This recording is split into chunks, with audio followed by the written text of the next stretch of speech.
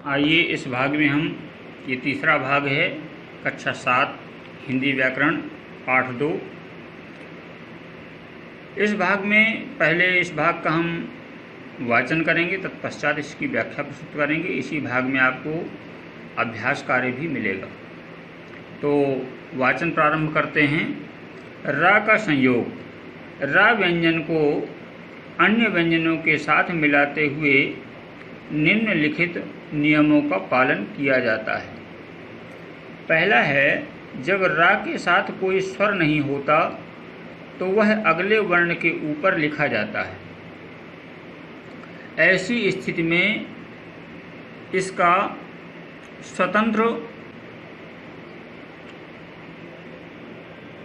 स्वरूप पाई के ऊपर बिंदी होता है, जिसे रेफ कहते हैं। बिंदी नहीं होता, बल्कि आप देख सकते हो कर्म में माँ के ऊपर बना हुआ है। इस प्रकार से उड़नतीरा लगाते हैं, इसे रेफ कहते हैं। जैसे आप देख सकते हो रा धनमा तो रुम हो गया, इसका उच्चारण होगा कर्म कर्म। इसी प्रकार धर्म चर्म इत्यादि। इसी प्रकार अन्य शब्द उदाहरणार्थ नीचे दिए गए हैं, उनका उच्चारण इस प्रकार से होगा। वर्ण सर्व पर्व गर्व गर्मी हर्ष तर्क कर्म निर्वाह सर्दी।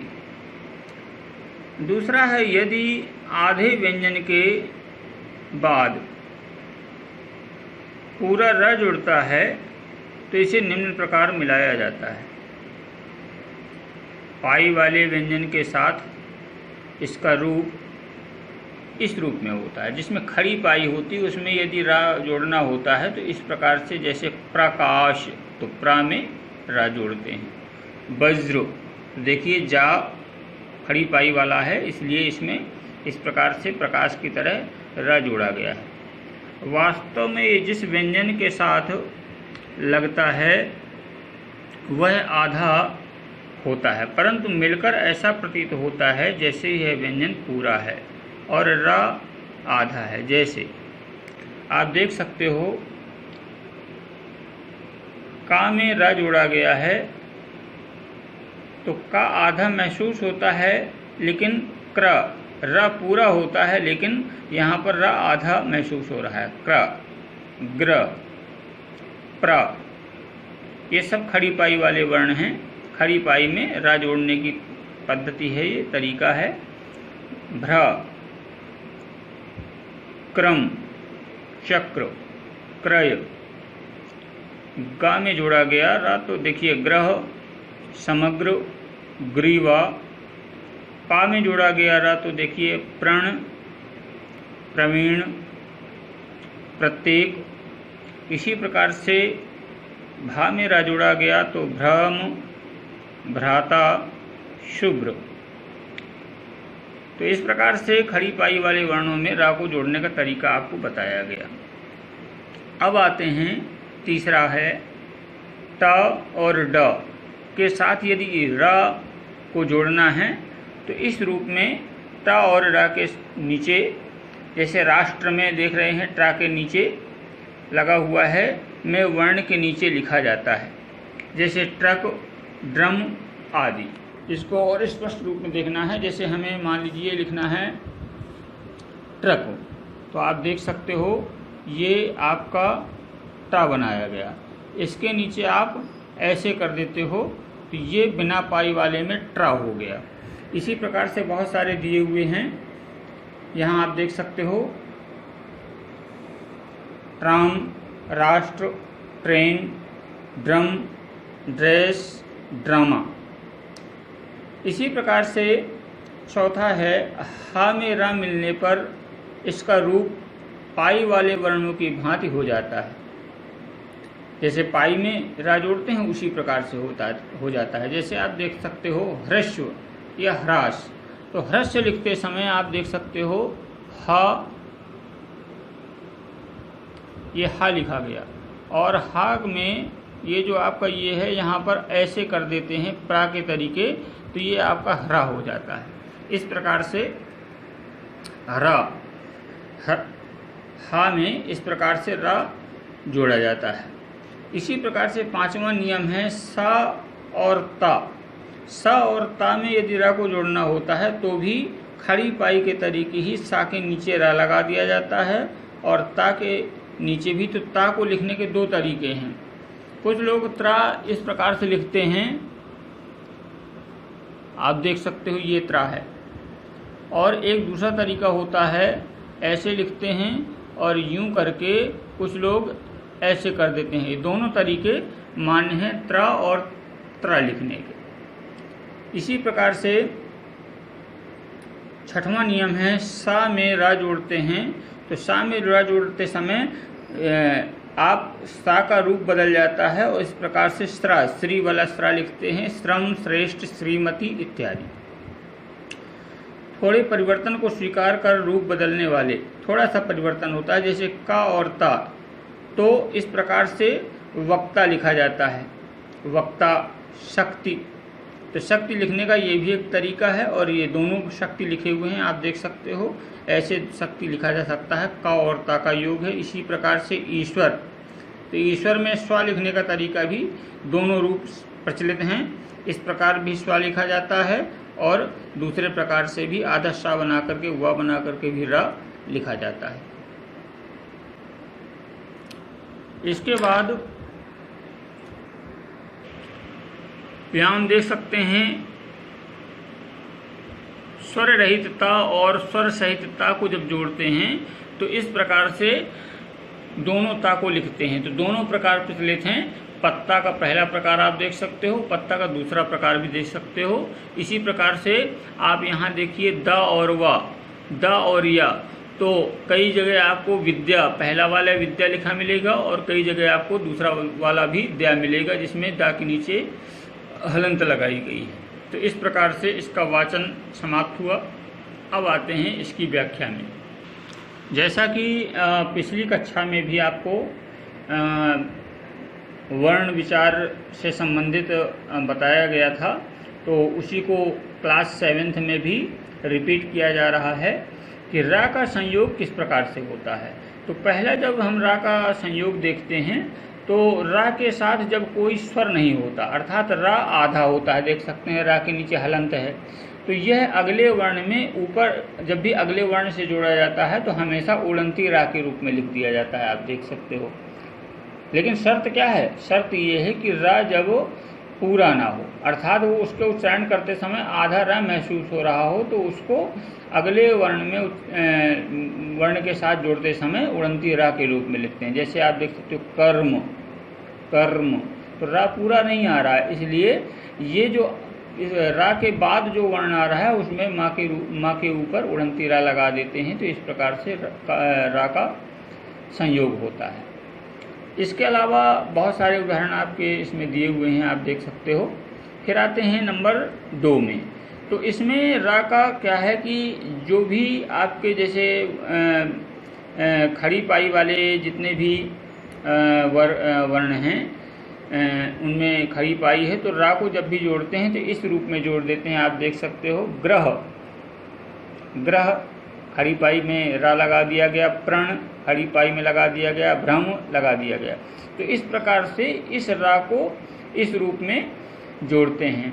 लेकिन भ्र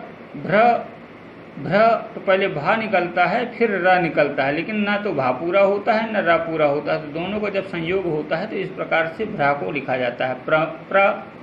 तो रा में तो रा तो पूर्ण महसूस हो रहा है, लेकिन पा पूर्ण नहीं महसूस हो रहा है, लेकिन रा को हम जोड़ते हैं तो पा के नीचे ही लगा करके लिखते हैं। इस प्रकार से प्रण और प्रत्येक, प्रवीण इत्यादि, ग्रह, समग्र, ग्रीवा इत्यादि लिखा जाता है। यह दूसरा प्रकार है रा के संयोग का।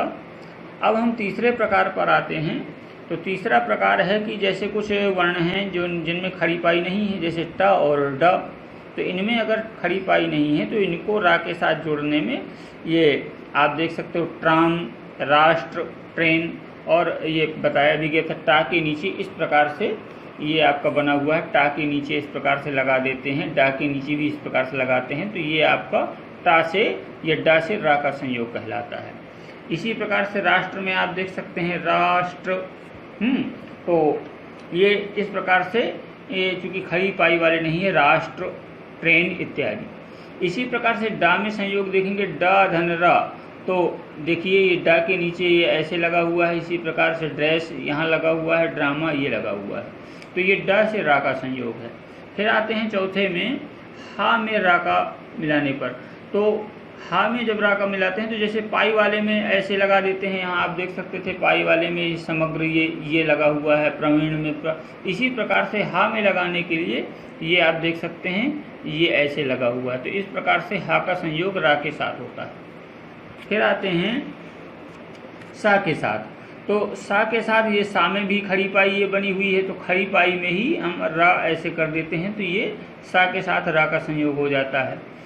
इसी प्रकार फिर सा के साथ संयोग है, तो सा के साथ संयोग के लिए ये जो हम स्त्री वाला बनाते हैं ऐसे करके यूं बना देते हैं ये, तो ये सा से रा का योग है, सीटी वाले सा से रा का योग स्त्रा कहलाता है, श्रम, श्रेष्ठ, श्रीमती इत्यादि। फिर आते हैं थोड़े परिवर्तन को स्वीकार करके, तो कई बार क्या होता है कि जैसे का है तो का को ता के साथ जोड़ना है, तो आधा का लिख करके बड़ा ता लिख देते हैं, तो ये भी ता होता है। और दूसरा रूप ये है वक्ता, तो इस प्रकार से लिखते हैं, ये पुराना रूप है वक्ता लिखने का। इसी प्रकार शक्ति लिखने का ये पुराना रूप है, ये आधुनिक रूप है, तो आप इस प्रकार से भी का और ता का योग कर सकते हैं। ईश्वर नया रूप ये है ईश्वर लिखने का, और प्राचीन में पहले ऐसे लिखा जाता था, तो इस प्रकार से ये आपको दूसरा रूप दिखाई पड़ा।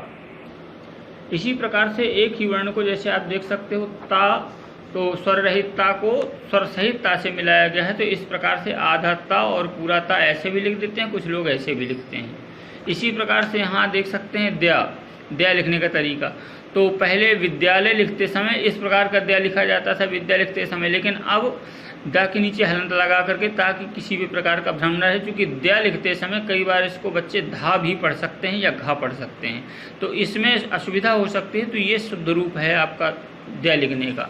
इस प्रकार से और भी शब्द हैं, जैसे पश्चिम हैं, तो पश्चिम में देखिए पहले पश्चिम ऐसे लिखा जाता था, लेकिन अब लिखने का सही तरीका ये पश्चिम आ गया।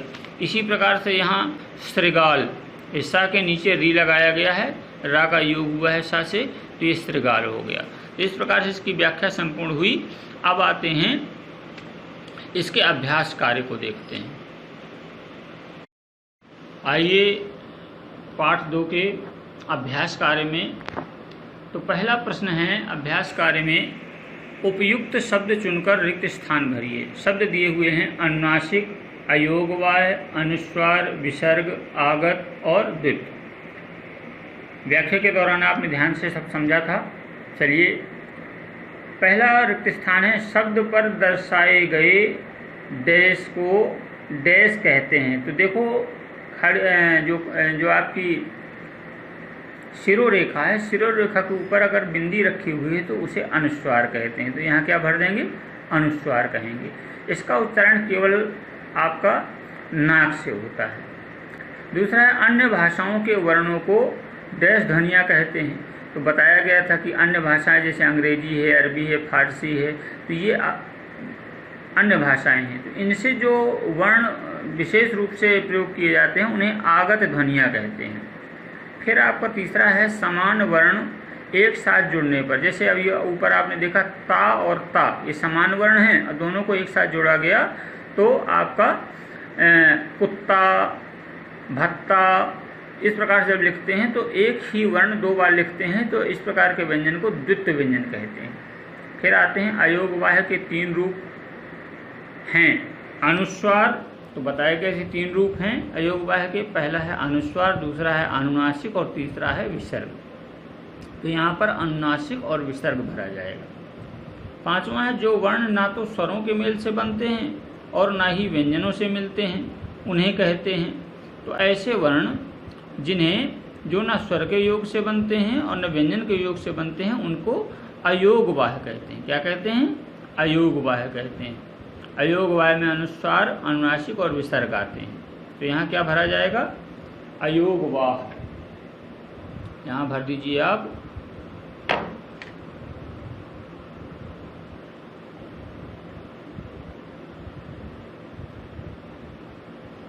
अयोग वाह, और यहाँ आप देख सकते हो ये अयोग वाह है, इसमें आप टिक लगा दीजिए इस प्रकार से। फिर आते हैं सही कथन के सामने सही का और गलत के सामने क्रॉस का चिन्ह लगाएं। चलिए, हमने नहीं लगाए हैं, अब दोनों लोग मिलकर के लगाते हैं। आप भी विचार करेंगे, हम भी। वर्ण के 4 भेद होते हैं, तो इसका मतलब वर्ण के बेटा वर्ण के 2 भेद हैं, स्वर और 3 भेद हैं, स्वर, व्यंजन और अयोगवाह। या ये कहें तो अब 1 मिनट हम देख लेते हैं थोड़ा पीछे। हाँ, वर्ण के 4 भेद नहीं होते, 2 भेद होते हैं, स्वर और व्यंजन। तो ये आपका कथन ये गलत हो गया। फिर आते हैं ओम प्लुत स्वर है, तो बताया था कि स्वर के उच्चारण में स्वर 3 प्रकार के होते हैं, ह्रस्व स्वर, दीर्घ स्वर और प्लुत स्वर। तो ह्रस्व स्वर में 1 मात्रा का समय और दीर्घ में 2 मात्रा का समय और ओम में 3 मात्रा का समय लगता है। तो ओम प्लुत स्वर है, हाँ ओम प्लुत स्वर है। फिर आते हैं अंग और डा अतिरिक्त वर्ण कहलाते हैं, यश अतिरिक्त वर्ण कहलाते हैं। फिर जिन वर्णों का उच्चारण स्वरों की सहायता से होता है उन्हें व्यंजन कहते हैं, ये व्यंजन की परिभाषा में ही है। और 2 वर्णों के संयोग से बने व्यंजनों को संयुक्त व्यंजन कहते हैं। 2 वर्णों के संयोग से बने व्यंजनों को, हाँ, तो जैसे सा धन का धन सा मिलकर के छा बनता है, तो इसी प्रकार से 2 वर्ण जब संयुक्त अलग अलग भिन्न भिन्न संयुक्त मिलकर के नया व्यंजन बनाते हैं तो उसे संयुक्त व्यंजन कहते हैं। तो इस प्रकार से ये भी सही है। अब आते हैं विकल्पों को देखते हैं। तो यहाँ पर इसको वर्ण विच्छेद किया जाना है, तो किसका वर्ण विच्छेद करना? आकृति का। तो आकृति में बड़ा आ पहले होना चाहिए, सही है। फिर का होना चाहिए, का सही है। फिर री, तो कौन सी री होनी चाहिए? ये रा नहीं होना चाहिए, बल्कि रिकार वाला रा लगा हुआ है। तो रिकार वाला आपका ये है, ये रिकार है, और यहाँ पर भी रिकार है, आकृति कृति। और यहाँ पर देखिए आकृति, बड़ा आ, का, री, ता और ई। ये बा और सा संभवतः एक जैसे हैं, तो हम बा में सही का निशान लगाते हैं, आकृति। फिर आते हैं दूसरे में, निम्न में से कौन से शब्द द्वितीय व्यंजन का प्रयोग हुआ है? तो द्वितीय व्यंजन बताया कि जिसमें जो है आपका एक ही वर्ण 2 बार प्रयोग हुआ हो, वहाँ पर जैसे यहाँ देख सकते हैं ढक्कन, तो आधा का भी है, पूरा का है, इसलिए ये आपका द्वितीय व्यंजन कहलाता है। ये द्वितीय व्यंजन है, बाकी में किसी में द्वितीय व्यंजन नहीं है। इसके बाद आते हैं तीसरे में, निम्न में से कौन से शब्द आगत ध्वनि का प्रयोग? तो आगत ध्वनियाँ बताई थी, देखते हैं। सड़क में है नहीं, पक्ष में है नहीं, हाँ टॉफ़ी में ये जो ओ ऐसे लगा हुआ है, ये टॉफ़ी आपका आगत है। अच्छा, इसके बाद आते हैं चौथे में, निम्न में से कौन सा कंठ वर्ण है? तो कंठ वर्ण में जिसका उच्चारण कंठ से होता हो, तो आपका ह बोल करके देखेंगे हा, लेकिन पा को अगर बोलेंगे तो दोनों ओष्ठ मिलते हैं आपस में, और ला को बोलेंगे तो अंतस्थ है, इसलिए आपका यहाँ पर हा आपका कंठ वर्ण है। तो इस प्रकार से हा में आप निशान लगा लेंगे। फिर आते हैं, निम्न में से कौन से शब्द स्वनिम ध्वनियों का प्रयोग हुआ है? तो ज्ञान, मोड़, लक्ष्य। तो यहाँ पर लक्ष्य भी नहीं है, ज्ञान भी नहीं, मोड़, चूँकि ड होता है और अगर बिंदी लग जाती है तो स्वनिम ध्वनियाँ कहलाती है, इसलिए मोड़ आपका स्वनिम ध्वनियाँ हैं। फिर आते हैं, निम्न प्रश्नों को उत्तर दीजिए। तो आपको सारी परिभाषाएं बताई गई हैं, तो आप स्वरों के भेद उदाहरण सहित स्पष्ट कीजिए। स्वर के कितने भेद हैं? ह्रस्व स्वर, दीर्घ स्वर और प्लुत स्वर, तो वो आपको लिखना है इस प्रश्न में। दूसरे में अयोगवाह को उदाहरण समझाइए। अयोगवाह बताए गए हैं अनुस्वार, अनुनासिक और विसर्ग, उनको आपको लिखना है, उदाहरण समझाना है, माने तीनों लिखने हैं आपको। अयोगवाह में अनुस्वार की परिभाषा, अनुनासिक परिभाषा और विसर्ग की परिभाषा, और 2-2 शब्द के उदाहरण देने हैं। फिर आते हैं संयुक्त और द्वितीय व्यंजनों को साधारण स्पष्ट कीजिए। तो पहले आप संयुक्त व्यंजन जैसे का धन सा मिलकर के छा बना है, तो संयुक्त व्यंजन की परिभाषा और उसका एक उदाहरण लिखेंगे। इसी प्रकार से द्वित्व में दो समान वर्ण जब मिलते हैं तो द्वित्व कहलाते हैं, जैसे कुत्ता, बल्ला इत्यादि। तो उसकी परिभाषा लिखेंगे और कम से कम 2 उदाहरण लिखेंगे। तो इस प्रकार से तीसरा क्वेश्चन बन जाएगा आपसे। फिर आते हैं व्यंजन से क्या अभिप्राय है, इसके भेद बताइए। तो व्यंजन की परिभाषा आपको लिखनी है और उसके भेद लिखने हैं, सभी को पता है अच्छे से। फिर मूल व संधि स्वरों को उदाहरण सहित समझाइए। तो मूल स्वर कौन है? मूल स्वर में आपके आते हैं छोटा अ, छोटी ई, छोटा ऊ, ये मूल स्वर आते हैं। लेकिन बड़ी ई नहीं मूल स्वर है। बड़ी ई बनती है छोटी ई धन छोटी ई से, बड़ा ऊ बनता है छोटा ऊ धन छोटा ऊ से, अय बनता है आधन ई से। तो इस प्रकार से ये संधि वाले हैं आधन ई, और मूल स्वर हैं छोटा अ, छोटी ई, छोटा ऊ, ये मूल स्वर हैं। तो आप इनको उदाहरण समझाएंगे। फिर आते हैं निम्नलिखित वर्णों में ध्वनियों के अनुसार अनुस्वार और अनुनासिक लिखिए। तो आप देख सकते हो यहाँ पर अंतर अनुस्वार, दंत अनुस्वार, तांगा अनुनासिक, बांसुरी अनुनासिक, 5 अनुनासिक, मुंह अनुनासिक। इसी प्रकार से यहाँ देखिए सांप अनुनासिक, संशय अनुस्वार, गांव अनुनासिक, पंख अनुस्वार, कंस अनुस्वार और ऊंट अनुनासिक। तो इनको भरा गया है। फिर ये आपको स्वतः करना है, निम्नलिखित वर्णों का वर्ण विच्छेद करना है शब्दों का। आपको एक करके दिखाया गया है सत्यभाष। तो सत्य में देखिए सा के नीचे हलंत, चूँकि सा व्यंजन है तो हलंत लगाएंगे, लेकिन सा में आ शामिल, इसलिए आ में आ चूँकि स्वर है इसमें हलंत नहीं लगाते। फिर आते हैं ता आधा, इसलिए उसके नीचे हलंत हो गया। फिर या है तो या चूँकि व्यंजन है तो हलंत हो गया, और या में आ शामिल है इसलिए आ लिख लिया गया। इसी प्रकार से भास, तो भा व्यंजन होने के कारण उसके नीचे हलंत, फिर बड़ा आ, फिर सा क श अ, इस प्रकार से लिखेंगे तो ये सा हो गया आपका। तो इस प्रकार से आपको वर्ण विच्छेद करना है। जो ना बने तो आप बाय फोन व्हाट्सएप के थ्रू आप अपनी से समस्याएं और जूम ऐप के थ्रू अपनी समस्याओं से हमें अवगत करा सकते हैं। इस प्रकार से ये पाठ संपूर्ण हुआ। धन्यवाद।